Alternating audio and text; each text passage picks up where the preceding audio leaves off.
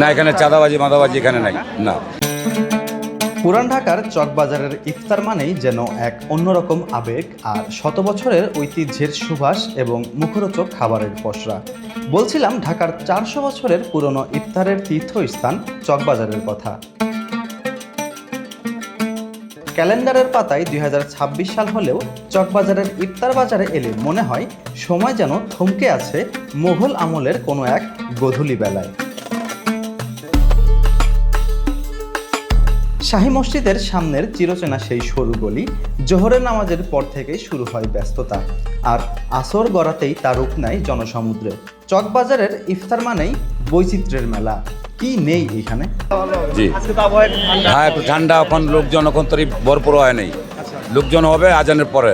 না, এখানে চাঁদাবাজি মাদাবাজি এখানে নাই। না, একটা স্বতন্ত্র এলাকা। একবারে হ্যাঁ, ঠান্ডা।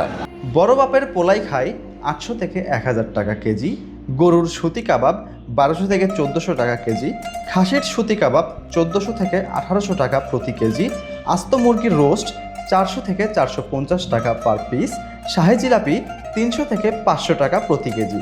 এছাড়াও রয়েছে নানা রকম মুখরোচক রেগুলার ইফতারের খাবার দাবার।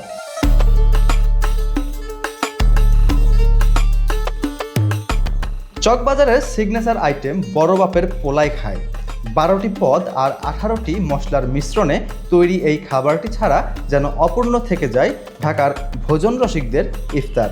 সাথে আছে শাহী জিলাপি, কোয়েল পাখির রোস্ট আর নানা পদের শরবত। এবছর ইফতার বাজারে নতুন সংযোজন হিসেবে দেখা যাচ্ছে স্বাস্থ্যকর ও অর্গানিক উপকরণের প্রাধান্য। আধুনিক ঢাকার রেস্টুরেন্ট সংস্কৃতি যতই বাড়ুক, চকবাজারের এই উন্মুক্ত বাজারের আবেদন আজও অমলিন। যানজট আর ভিড় ঠেলে ঢাকার এক প্রান্ত থেকে অন্য প্রান্তের মানুষ ছুটে আসে শুধুমাত্র সেই আদি ও অকৃত্রিম স্বাদের খোঁজে। মমিনুল ইসলাম বলছি।